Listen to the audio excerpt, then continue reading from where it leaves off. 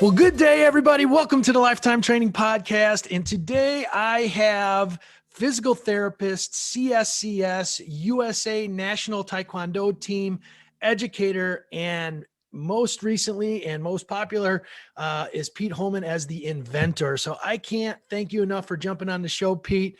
I appreciate your time. And I know we've been trying to get this one in for the last few weeks. So thank you so much for your ability to be flexible, man. It's been way too long, and anything that this last year tells us is that if you're not flexible and nimble, forget it, man. Just jump off the boat. That is it, man. It's perfect. And, I can't thank you enough. And, I remember first seeing you, when you came out with the ripstick, and there's been a bunch more, but I think, what's important and what I love about this podcast, and hopefully the message getting out there is, really telling people in this industry that are starting out, whether you've been with it, in the beginning or you've been at it for a while, how can you be successful and have a long career in this amazing journey in this industry? So I would love for you to just kick off with, giving us an overview of your story of, man, how did you get started in this? How you became a therapist all the way through to, what you're doing now being the inventor.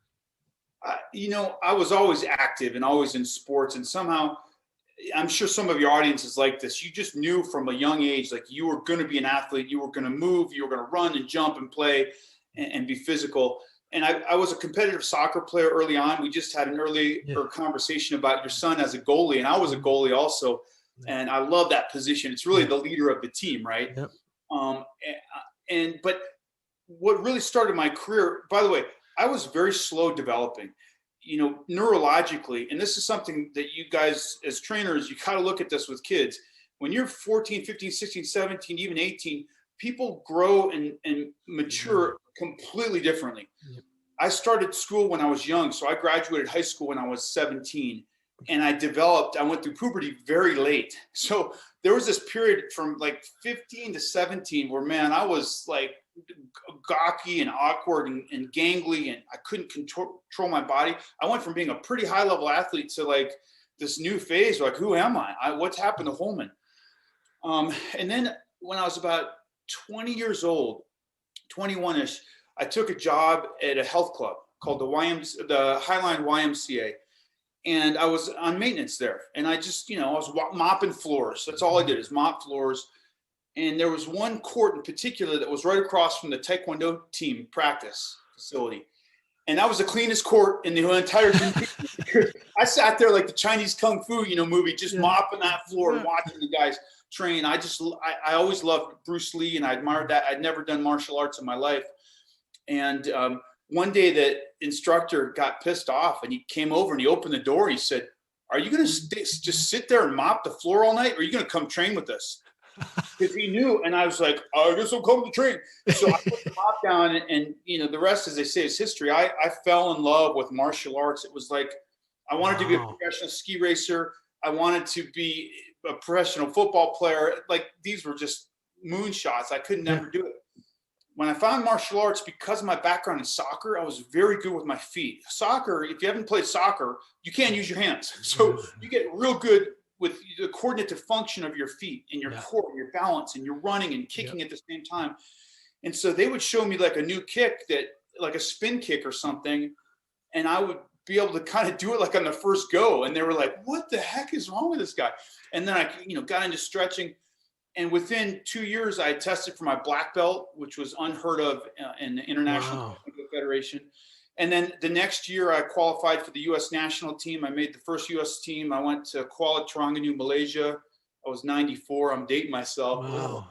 Old man. And then in 97, I continued to progress and get better. And I made the national team again. And I was selected team captain for the World Championships in St. Petersburg, Russia. So wow. And you started that and you didn't start at all in any martial art until you were 21? Did you say? 21. That's crazy, man. Yeah. So 6 years later, I was the team captain. But I will say, I kind of, I immersed myself into martial arts. I mean, I was watching Jackie Chan films and Bruce Lee films and, train. And by the way, so the question was how I got into this. Yeah. Martial arts really did everything for me because I wanted to be the best in the world. And so I needed to learn how to train. And I knew how to lift weights. I mean, I had my Arnold Schwarzenegger, modern encyclopedia of modern bodybuilding, Yeah, exactly. Big fat one. I mean, awesome, awesome stuff and a great start. But then at some point you got to understand, how to get your neurology working and fine tuning the system and explosive movement patterns and plyometrics and all that stuff. That's really higher level stuff. Yeah. And so I started studying strength and conditioning, and I got my first personal training certification through ACE, like, I don't know, 30 years ago. And then I went on to get an NSCA certified strength and conditioning specialty. Got it. Nice. And then the other thing, when I was constantly training, competing at such a high level that I was injured all the time. I mean, hamstrings, growing muscles, abdominal, shoulder. And there was a physical therapy clinic at the same health club that I was working at.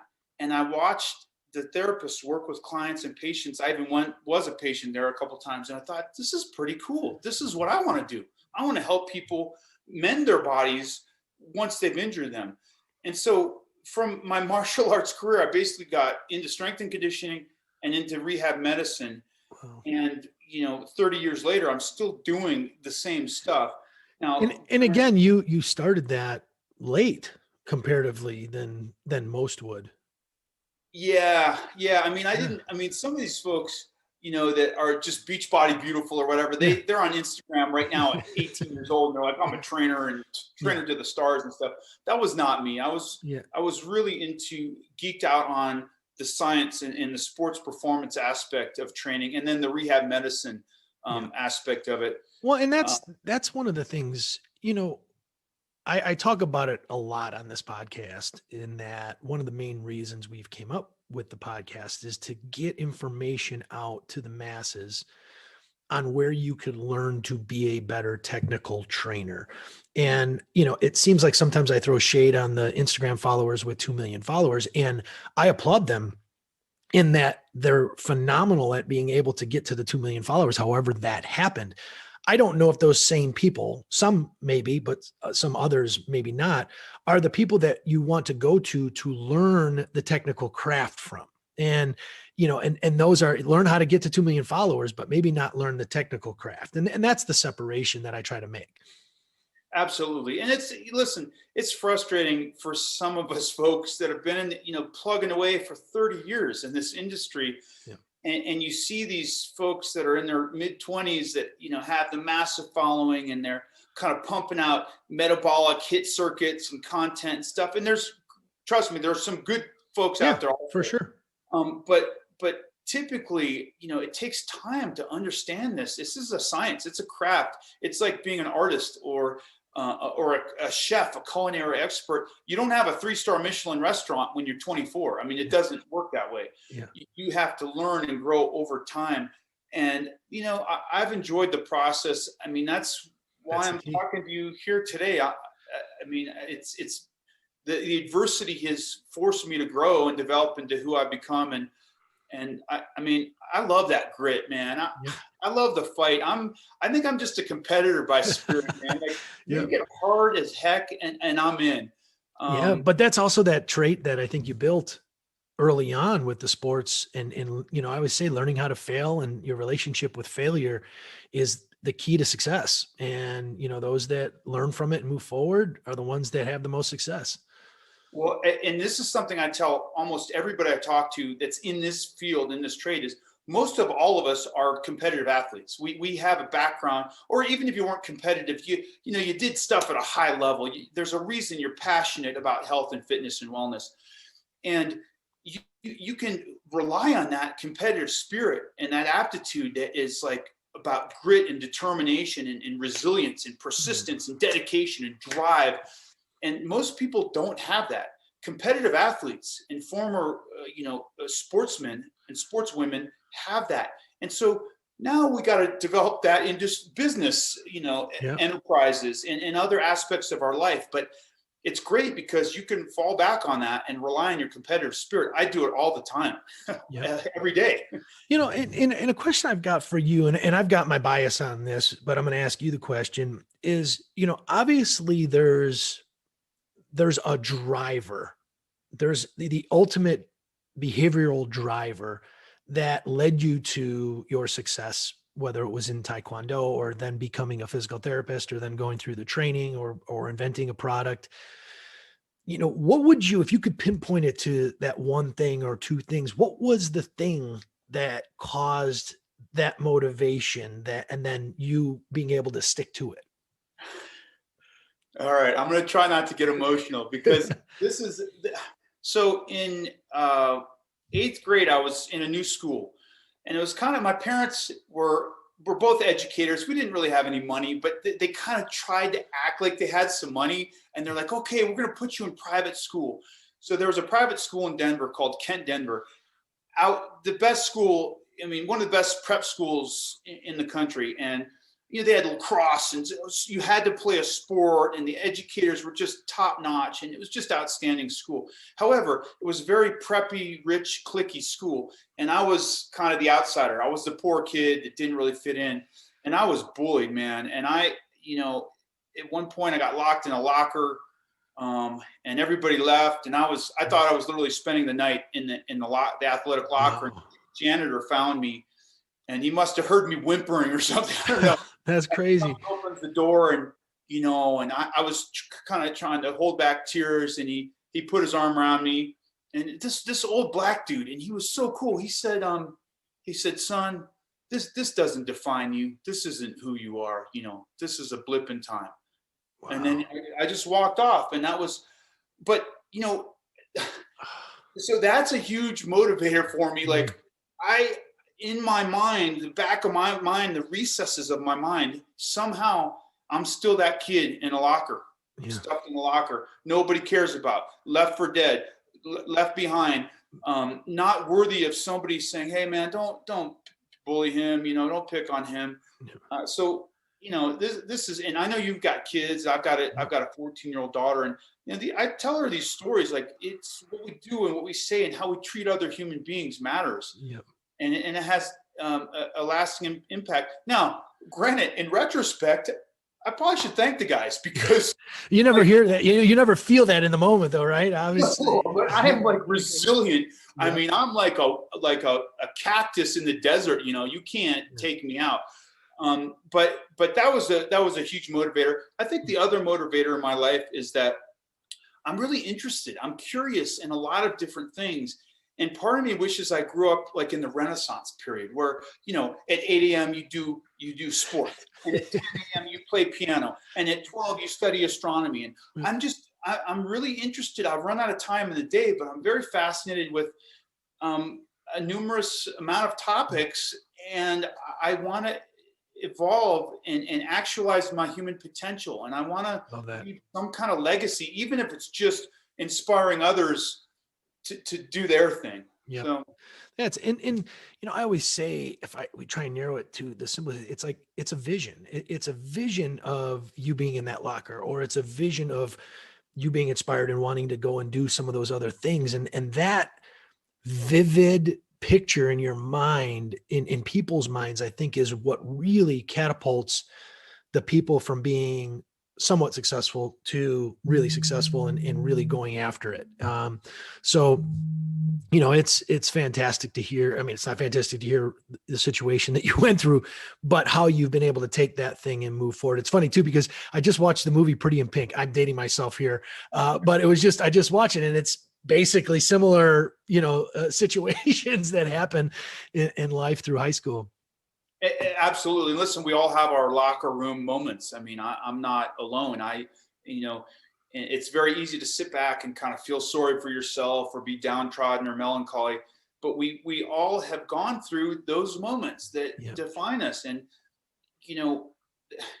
they allow us to become something that we weren't prior to that moment.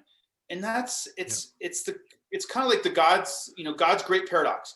You can't have B without A. You can't have success without going through pain and suffering and strife. And if you just win the lottery overnight, that's great. But you can't walk with pride and with your chest up saying, hey, I won the lottery. No, it's like, hey, I worked for 30 years or whatever it is, 3 years, 3 months. I worked hard towards a goal, and I, was met with adversity, and I came through on the other side. and now I'm enjoying the view from the top. And there's a feeling of completion and satisfaction that you can't get with somebody just handing it to you. Yeah. Well, and that's why a lot of the people who win the lottery go broke. You know, it's also why, you know, there's 80%, isn't it? It's crazy. And then there's also the, you know, I've read on this, what's called the happiness set point, or a hedonic set point. Some people call it that, but it's, you know, those same people, they're at a level of happiness before they get wealthy.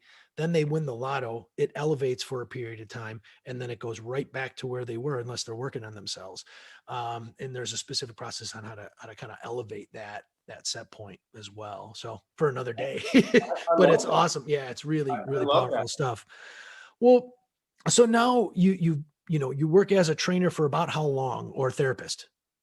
Well, so again, everything started late. I was in school, by the way.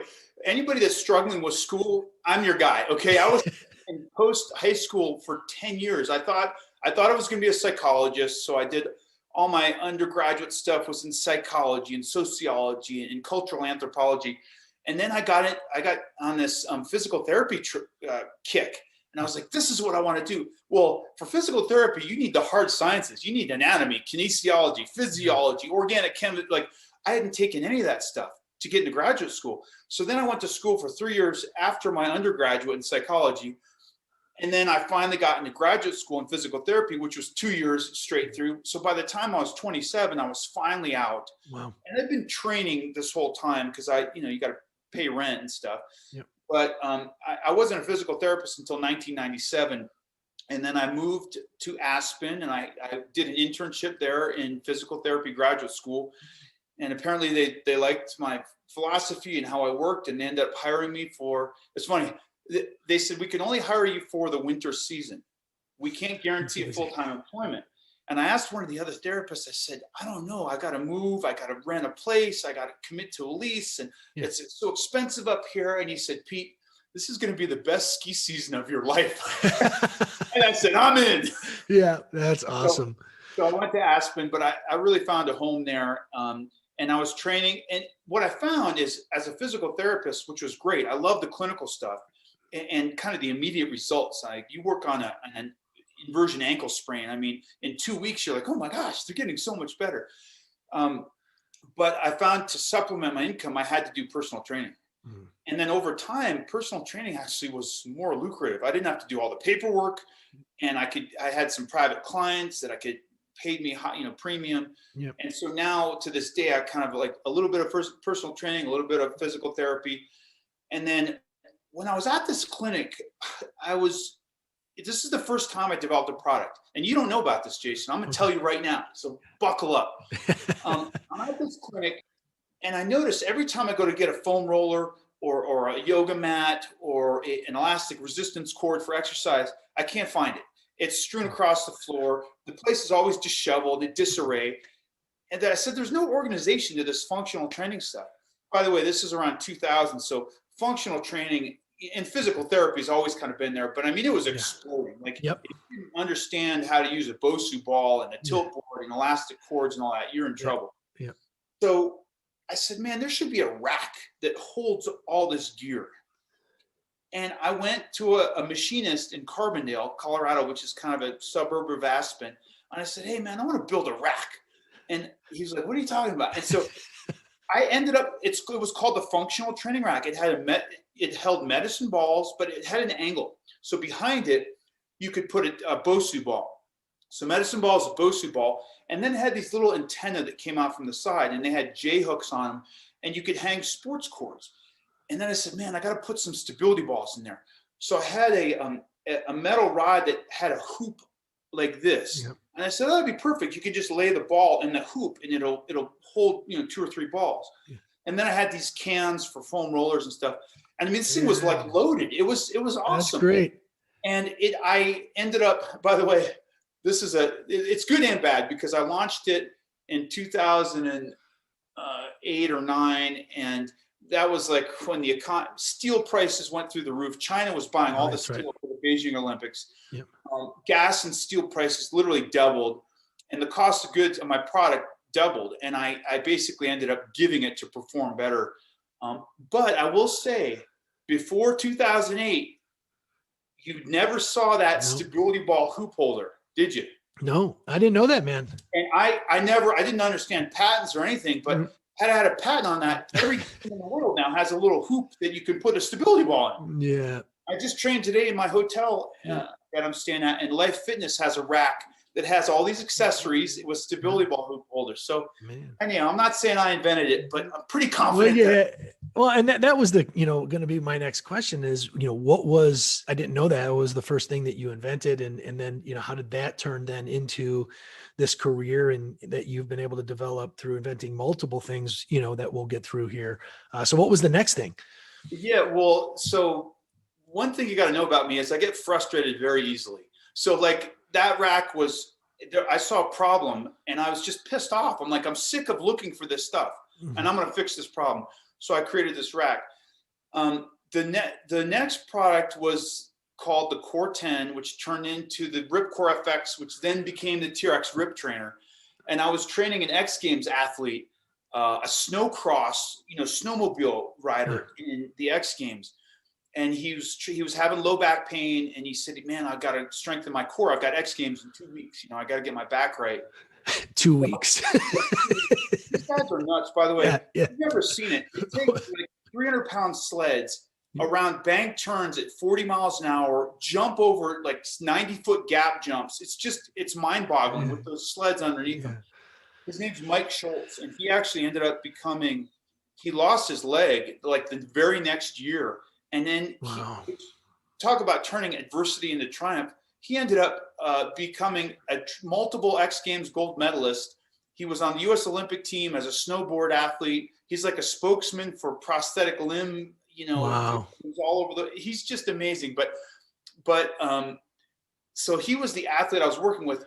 And I said, man, how could I reproduce those inertial and torque loads that he experiences on a sled going around a bank turn? And I was laying in my bed one day and I looked up at the closet rod, right? And I said, that would kind of make a cool snowmobile handle. I literally jumped up. I threw all my clothes off of there, ripped the dowel off the closet rod, went down into my garage. I screwed like this eye bolt in and got an old sport cord that I had laying around and connected it to a ski rack. And I started just kind of, like pushing and pulling. And then with my martial arts background, I really got into kind of a rotational chopping motion, frontwards, backwards. And after 10 minutes, I'm sweating and my core's all lit up and I feel like my balance challenged. And I said, man, this is kind of a cool modality. And I went and I brought it to this guy, Mike, and I started training. He's like, this is awesome. And 2 weeks later, I used it with him like 3 days a week. 2 weeks later, he leaves. He says, hey, can I have that bar? And I was like, what? He's like, can I take the bar with me? I'm like, all right. So I gave him the bar. But that was when it popped in my head. I'm like, maybe there's something here. Yeah. And then, of course, it was a long, tedious process to get it to market. But again, just solving a problem and trying to have a creative solution. And there's just, first off, if you guys have not seen Pete use this thing, and obviously he was in Taekwondo, so the power generation is just ridiculous. It's a sight to see, but definitely there's a whole lot of education, on the IDEA platform and multiple TRX platform, obviously, that, you can find out more about the Rip Trainer. Yeah. And by the way, there's other devices. There multiple people make these now. Yeah. In fact, Gray Cook, when I was investigating this, Gray Cook, I want to call props to him. He had something called the Gray Cook cable bar. And my heart, when I was investigating this, because I was all excited, I'm like, I'm going to do a bar with elastic resistance and it's going to be awesome. And I'm doing research. And I found this Gray Cook cable bar. And I was like, oh no, somebody's already done it. And I started looking at what he was doing. He's so clinical, which is awesome. He was doing chop and lift patterns, real slow controlled. He had a bar that was connected to a selectorized cable pulley. Got it. Yep. Which was great because, focused on tall kneeling, half kneeling positions, rotational spiral diagonal lines, all amazing clinical stuff, but it was more rehab and, kind of slow speeds, and you had to have a cable machine. And then I thought, it actually validates my point that rotational training is imperative. here's Gray Cook, one of the best physical therapists in the world, telling everybody you got to train on the spiral line. But I'm going to make mine portable. I'm going to make it lightweight. I'm going to make it with elastic resistance. So there's kind of that stored kinetic potential energy at the end range, controlling the eccentric, overcoming that with velocity. And then obviously it's going to be affordable. So anybody can have one of these.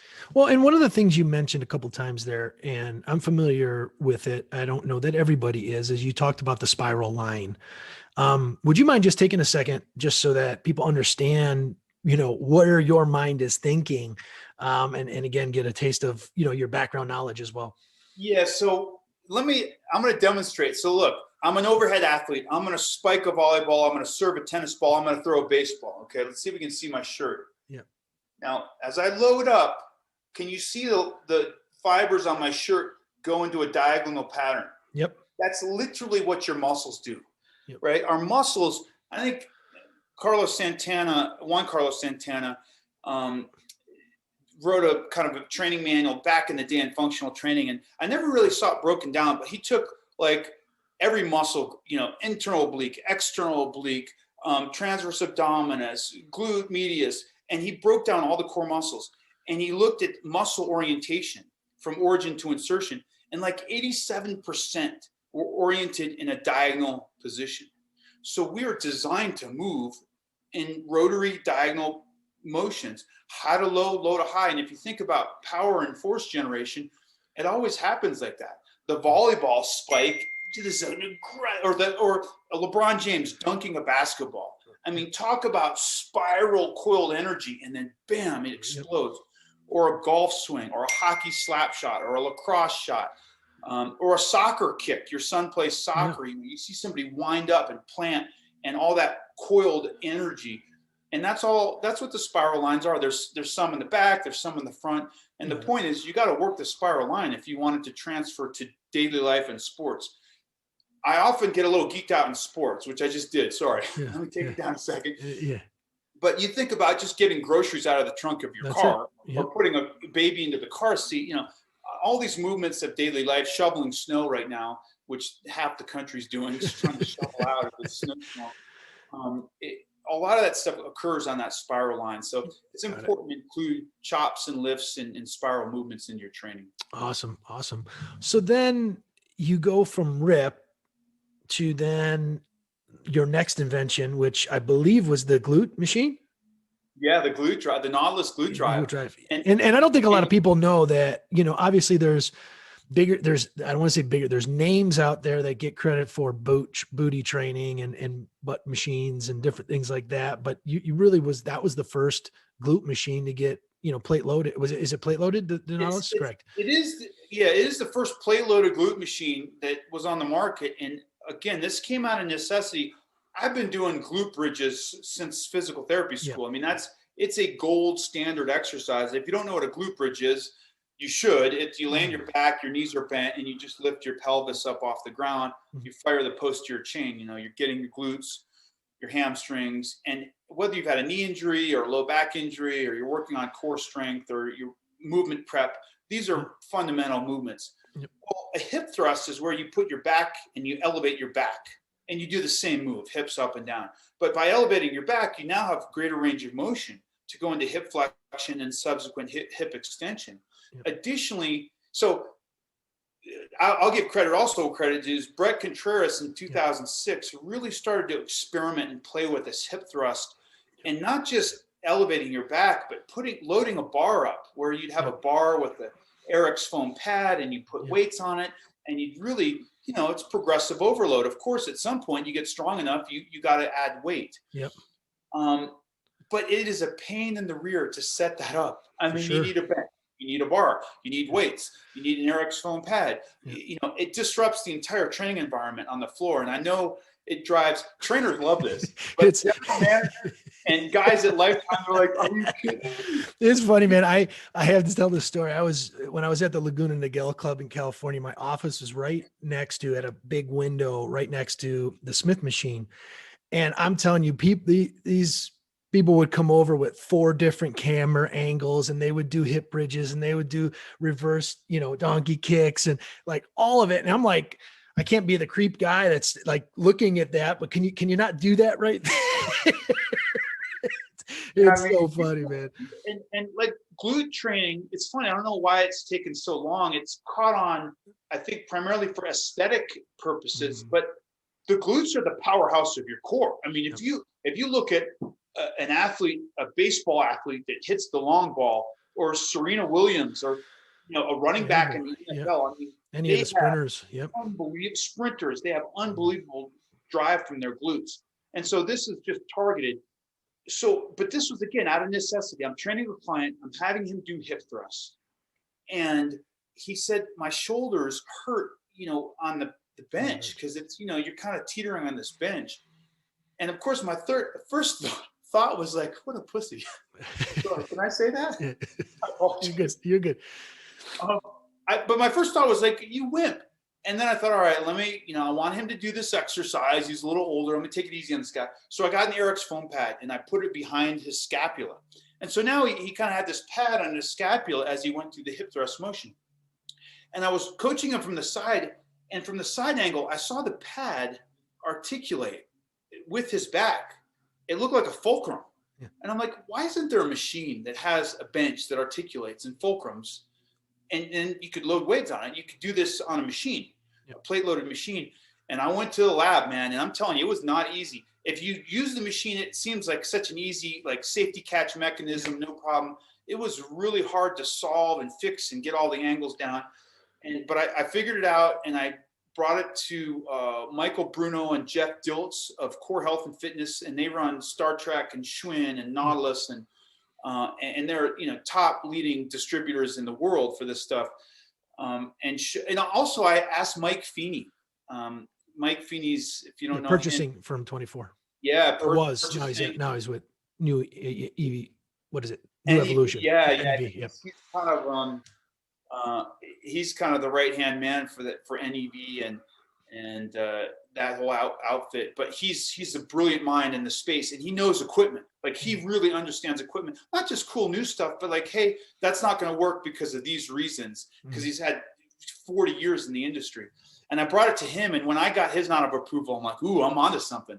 And so I ended up licensing it to Nautilus, and I'm telling you, it's been unbelievable. We have glute drives in Istanbul, Turkey, and Auckland, New Zealand, and Iceland, Ireland, and like everywhere in the world. You could Equinox, every one of them has a glute drive. I'm hoping you guys have some. We do. Oh yeah, we have them. Yeah, for sure. And almost every, I know all the new ones for sure, but most of the clubs, even the ones in Arizona here that I frequent, they're here, even in the older clubs. So for sure.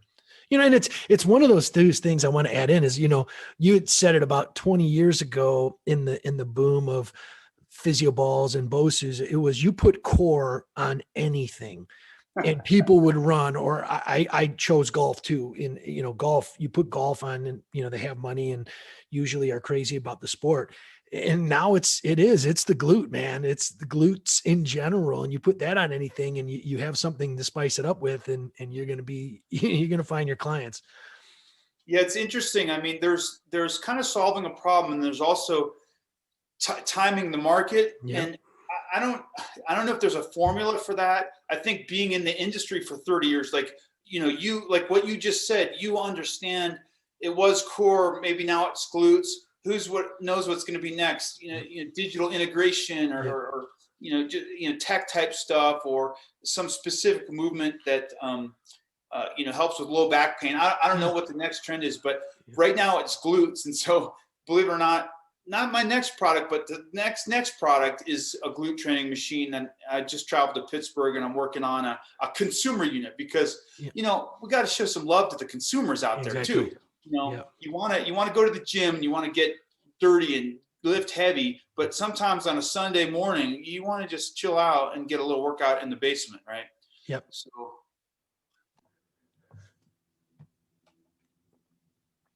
All right, Pete. So wait, so what you just said though, is that you've got a new consumer glute product that is going to be coming out into the future here? Let's hope, fingers crossed. Okay, I was beautiful. in Pittsburgh working on this, and with a product development team, and it's a consumer unit. So it'll be a lower price point. And, the consumer market is really hot right now. And so I'm trying to, again, not time it, but to the best of my ability, have a little bit of a vision for going into the consumer space. So yeah, keep your eyes out for a another glute training product here in the near future. Fantastic, for sure. Well, and so and I've been, lucky enough to see it in more of a, picture profile, but you have a new product that's coming out as well. And can you speak to that? Absolutely, yeah. Because by the time this airs, I think we will have officially launched the Escape Barrel. And so this is when I was growing up, and I grew up in a small ranch in Littleton, Colorado, and my mom had a horse, and she boarded like a couple horses to help supplement rent. And it was a really kind of a beautiful land, but a dumpy place. It was constantly, I was wheelbarrowing, road base and railroad ties and cement and working on post holes and dirt, moving dirt around. And I used a wheelbarrow 4 or 5 times a week. And to this day, I think that was where I got my grip strength and my core strength and my balance, and just like felt foundationally strong, was from those those loaded carries. Mm-hmm. And I'm not sure why this took me so long, but I was laying in bed a year ago, and I'd been doing farmer's carries with kettlebells. Yep. And I noticed on the last set, I was really fatigued. I was going heavy. I was, kind of showing off or whatever. And I was going heavy, and I went to set them down, and I kind of tweaked my back a little bit because it was low to the ground, and there was no place to set them. And I thought, man, I wish there was like a better way to do this loaded carry. And I thought back to my wheelbarrow days, like, well, why don't you just use a wheelbarrow? So it's not that exciting a product, but it's a loaded carry machine that is a wheelbarrow. But man, it looks pretty sexy, doesn't it? It does. It looks awesome. It really does. So you can load it. You don't have to get down on the ground. You can load it easily. You can unload it. And there's a bunch of different moves you can do. And it's kind of a cool, the second you see it and you see somebody walking across the turf space with weights loaded, you instantly know, oh, that's like a loaded, that's hard. That's like carrying suitcases through the airport that are your wife's suitcases, Yeah. Princess Vespa. So and you keep saying too, I had to say, you keep saying, I'm laying in bed, and you've had these epiphanies when you're laying in bed. And I keep thinking of the Queen's Gambit. I don't know if you've ever seen that show yet, where she's staring at the moves ahead again. And that's why I picture you. What a tremendous miniseries that was. Yeah, it was. Especially, I've got a daughter who's 14, and it was a little mature for her, but I thought, let me watch it with her and kind of talk her through it. But yeah, I'm working with a mechanical engineer in Pittsburgh, and his sweet space is the shower. He says he'll be taking a shower, and all of a sudden he's got to stop the water and run out and jot down his notepad because he's got some brilliant idea. Mine's in bed. I calm my body down, and finally my mind can kind of catch up to what's going on. But this product I'm really excited about it. You'd think a wheelbarrow, how hard is it to make and design a wheelbarrow? Easy, right? It's been 6 prototypes to make a freaking wheelbarrow.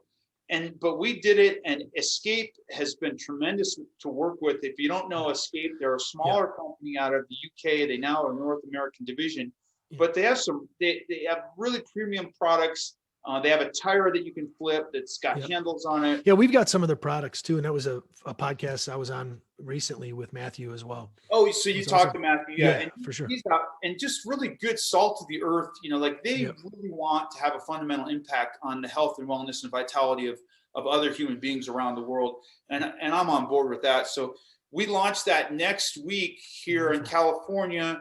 And I'm pretty confident Lifetime is going to get a couple to prototype and beta test. And so hopefully you'll see those, popping up. Yeah. And I'll put some links in the show notes, as well as a couple of pictures if you want to send them to me, and I could put them in the show notes as well, so people can get a look at that. Well, it's awesome to hear this. And again, folks out there, this is just another way to make it in this amazing industry that we are. I mean, it's a different route, obviously, going down the invention route, but it's been something that, has been fruitful and, painful and fruitful along the way. And so, I'd love to kind of, well, one, is there anything else that you got brewing?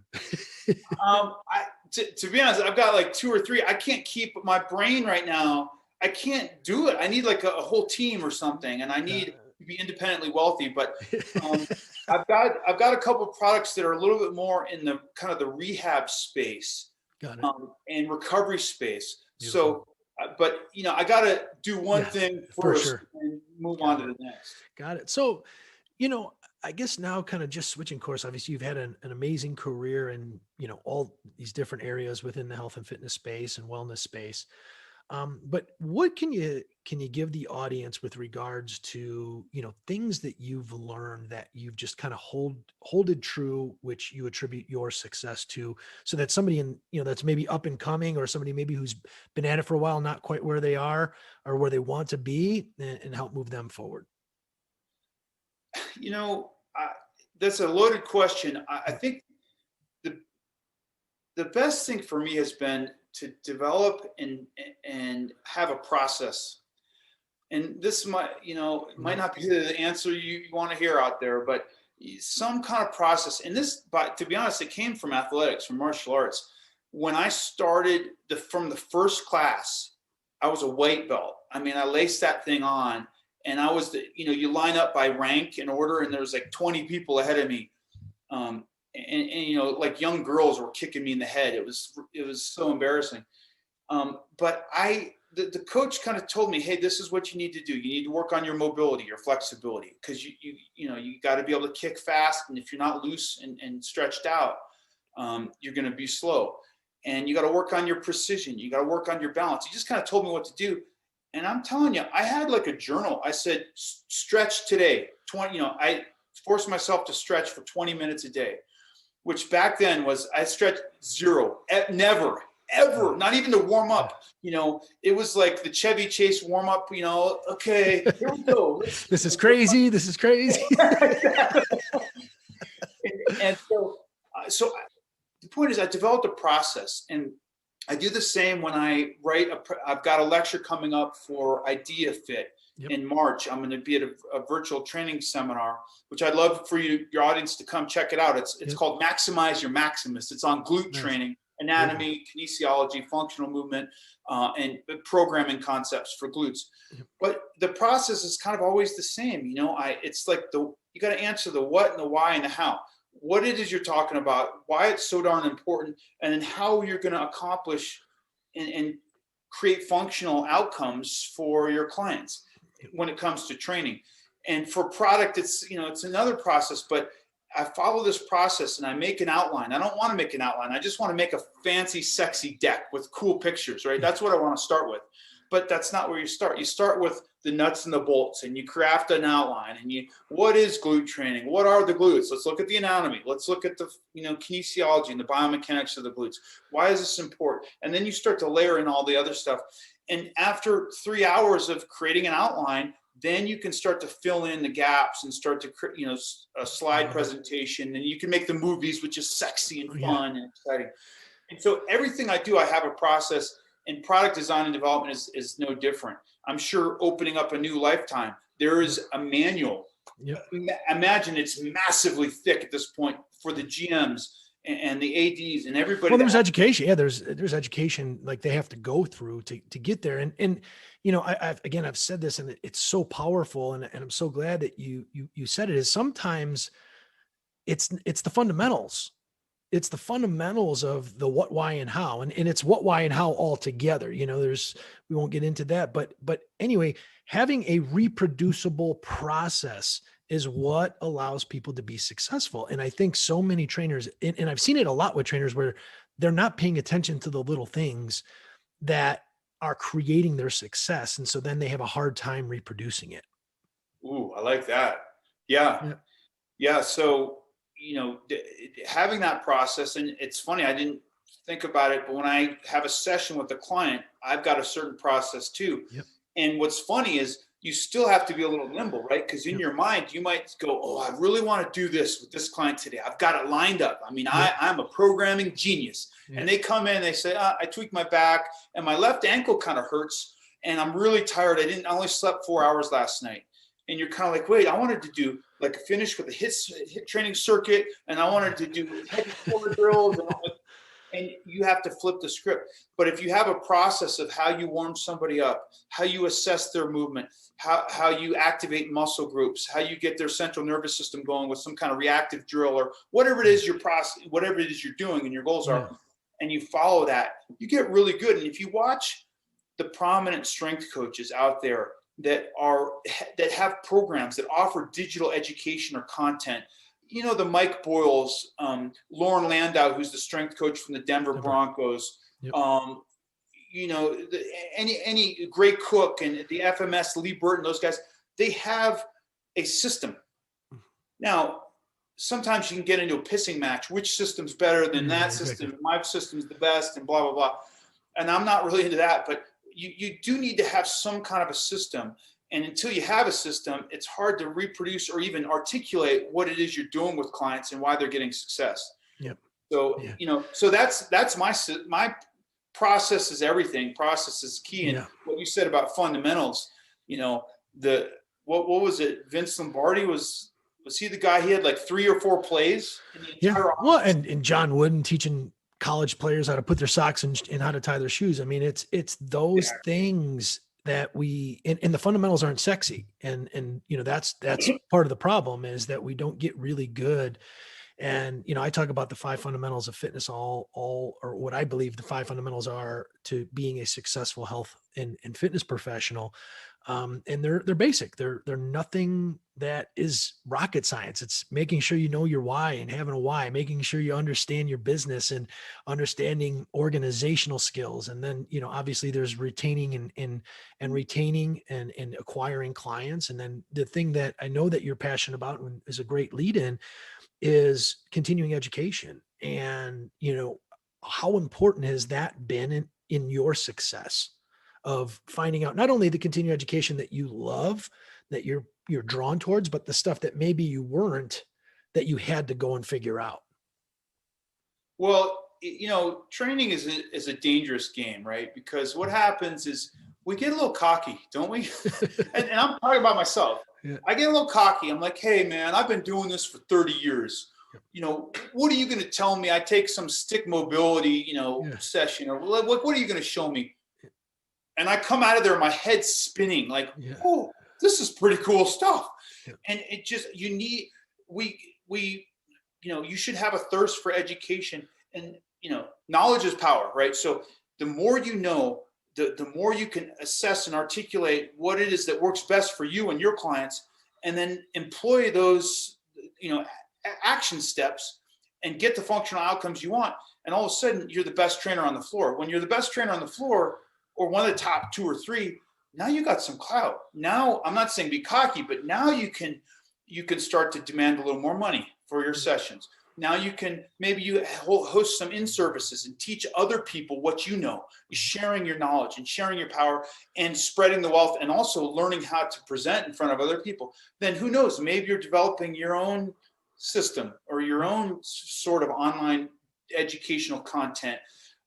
Or maybe you're just making a name for yourself in a specific niche or space: rehab medicine, youth sports performance, back pain, whatever it is. And all of a sudden you've got clout, and that's how you progress in the industry. Additionally, that's how you get better at helping your clients achieve proper health, wellness, and vitality. The trainers, I mean, you see them. I mean, it's hard. You go around, I travel to New York, I'm in LA, I'm in hotbeds of where these should be the top trainers in the world. And you see what people are doing, and you're just like, oh no. And they're stuck in the 70s, you know? Now, granted, I'm not saying they're not passionate about what they're doing, or maybe they've got good retention because their clients love them. And that's great, because their clients are off the couch and they're in the gym and they're exercising. But man, when you start to understand rehab medicine, there's a cost to everything and a price that you pay for everything you're doing. So you got to make sure that scale's balanced, that risk to reward scale. And if you've been doing, you know, I don't know, upper body overhead pressing and, you know, for years, and you've been neglecting the rotator cuff or the scapulothoracic muscles or the core, it's going to come back to bite you. Well, and it's, I always say through, you know, the almost 30 years I've been around with it, is the more you know, the more you realize you don't know. and be okay with that. And then the second thing is what was right today is wrong tomorrow. And what's wrong tomorrow is right today. And it bounces all over the place. And, and then the industry and the media go to the extremes of both of those. So there's nothing that's in between, in the middle, and how both of them can be used. It's either it's good or it's bad. Right. And that's one thing, that does bother me about the industry is that a couple of things. We tend to be extremists, right? And maybe that's our nature. We, like the competitive athlete, I'm going to take it to the top. Yep. We're extreme. And we also sometimes are polarized. It's not dissimilar to modern day politics, which is not healthy. It's not good how we're interacting and working alongside our fellow human being. These are human beings that we need to interact with and work with. We're all in this together. You guys, somebody might have a different system. So, everybody's got their systems and their thoughts and their processes, and one isn't better or worse than the other. But to say my system is the one, or that system's terrible, that's why you go to educational courses. And I have a mindset of, I'm going to take 3 things away from this course. I don't know what they're going to be, but three nuggets, three buckets. And I'm going to double down on those. And every time I go to a course, I learn 3 things that fundamentally change my practice. I don't adopt everything. I don't agree with all the stuff they're saying. I've got my own experiences, and I've got my own, my clients are older. I've got, my youngest client right now might be 60 years old. Yeah. A lot of people are working with 45-year-olds or 30-year-olds. Well, that's a different demographic. So you got to take what you can use but that's how you get better. And I don't care if I go to a session that's a terrible session with a terrible instructor, and I'm like, oh no, what did I just do? I signed up, I got 8 hours of this. And then I kind of reset my mind, take a deep breath, and say, I'm going to take away 3 things. I guarantee I'll learn them. And I do every single time. Yep. And after 20 different sessions, you've got a nice arsenal in your toolbox. Yeah. And there's so much there. And, your ability to do a system, I would argue it doesn't matter what the system is. If you do the system, and it's got science, obviously it's got to have some backing to it, it's going to work. And that's what I hate about, people bashing some of what people would consider a fundamental certification. Well, that system works if you stick with it. If you start confusing yourself and start adding in things and you don't know how to add those things in, and then you blame the system to not work, then it's not the system anymore. So, making sure that you have your process and your system and it makes sense, and that you're throwing it at people that are out there that have higher levels of education to make sure that makes sense. That's all part of this thing of, growing as a trainer or as a health and fitness professional. Absolutely. And I think, we want to be good at everything, but you do need to kind of have a sweet spot. Like, What is your thing? And everybody's passionate. I've been to, again, back to the cocky thing. I go to a gym. I think I'm some hot shot trainer or whatever, physical therapist. And all of a sudden some girl starts talking about equestrian positioning and equine training. And I'm like, I don't know anything about equestrian training and equine, and I'm like, that's your thing. You're like a horse trainer, So she uses some of those positions and postures on a horse that help to activate the pelvic girdle and the pelvic floor, and women love that stuff. So that was her thing, and I thought, how smart is that? So, as you're growing and evolving and getting older in this profession, try to hone in on something and double down on it. And if there's a bunch of HIIT training guys or sports performance experts, maybe you're a rehab specialist. Maybe you're a corrective exercise specialist. Maybe you can fix those people when they've done too many burnt out CrossFit or whatever, So find whatever it is you're passionate about and then double down on it. And that's a great way to separate yourself and give you a little notch on the logo. Awesome. Well, man, there's been so many nuggets, today in this episode. I can't thank you enough. I think we could keep going for hours, but I want to be respectful of everybody's time here. And, at the end of the day, again, please listen to the things that were talked about today, because, if you're out there, struggling or new to the industry, there's a whole lot that we discussed here today that makes and can really speed your ability to be successful at a faster rate. But anything else that you have, Pete, that you want to leave the audience with? One of my mentors growing up, he said something that rings true, and it resonates every time I think of him, or every time I, disengage a client or end a podcast. And he would finish a workout with "Keep the dream alive." That's what he said. "Keep the dream alive, Holman. Yeah. Keep the dream alive." And I love that. It's like, I don't know what your dream is out there, whatever it is, keep it alive. That's it, man. That's awesome. Well, thank you for joining us, and all you listeners out there. Make sure that you follow us if you haven't subscribed to the YouTube channel, or follow us on the podcast website, whichever one you use, so you get updates when these launch each day or each week. So thanks again, Pete, and look forward to getting my hands on some of that equipment soon and seeing you in person, man. Thanks again, man. Got it.